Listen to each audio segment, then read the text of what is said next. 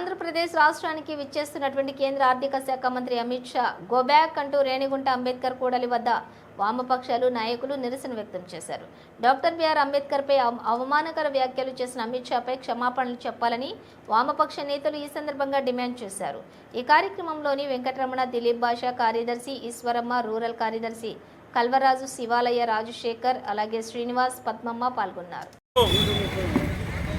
అమిత్ షా గారు ఆంధ్రప్రదేశ్కి వచ్చినటువంటి సందర్భంగా ఏ ముఖం పెట్టుకొని ఆంధ్రాలో అడుగు పెట్టావటని చెప్పేసి వామపక్షాలుగా సిపిఎం పార్టీగా మేము అడుగుతున్నాం.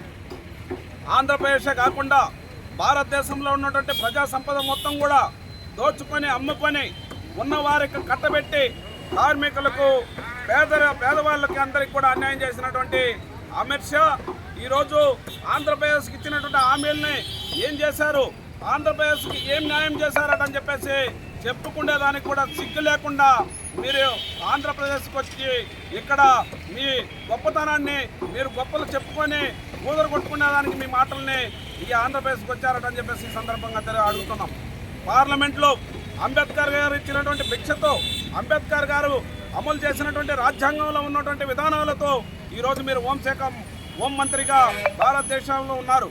ఆయన ఇచ్చినటువంటి భిక్షతో మీరు పార్లమెంట్లో కూర్చొని ఆయన్నే అవమానించారంటే మీకు సిగ్గుందాటని చెప్పేసి ఈ సందర్భంగా సిపిఎం పార్టీగా మేము అడుగుతున్నాం. ఒక పక్క మత కలహాలు సృష్టిస్తున్నారు. ఎక్కడ కాదు, రేణిగుంటలో ఇక్కడ ఉన్నటువంటి చర్చలు పగలగొడుతున్నారు. నిన్న ఒక చర్చను పగలగొట్టారు.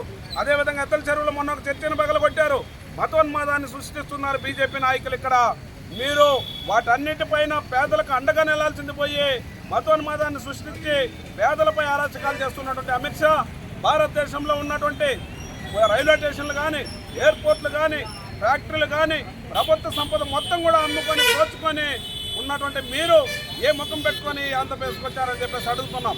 గతంలో మీరు ఇచ్చినటువంటి హామీలు నల్లధనం వెనక్కి తీసుకొని వచ్చి 15 లక్షలు అందరి ఖాతాలో మేము డబ్బులు వేస్తాం, వాళ్ళ నల్లధనం దాచిపెట్టుకుని ఉండే వాళ్ళని తాటదేస్తామని చెప్పి అబద్ధాలు చెప్పి అధికారంలోకి వచ్చి ఏ ముఖం పెట్టుకొని సిగ్గుశరం లేకుండా ఆంధ్రప్రదేశ్లో అడుగుపెట్టి మీరు ఈరోజు వెళ్తున్నారటంటే మీకు సిగ్గుందాటని చెప్పేసి ఈ సందర్భంగా మేము సిపిఎం పార్టీగా అడుగుతున్నాం. మిత్రులారా, రేణుగుంట మండలంలో రాష్ట్ర వ్యాప్తంగా ఇచ్చిన పిలుపును నిరసనంగా అంబేద్కర్ విగ్రహం దగ్గర ఈరోజు కార్యక్రమం చేశాము.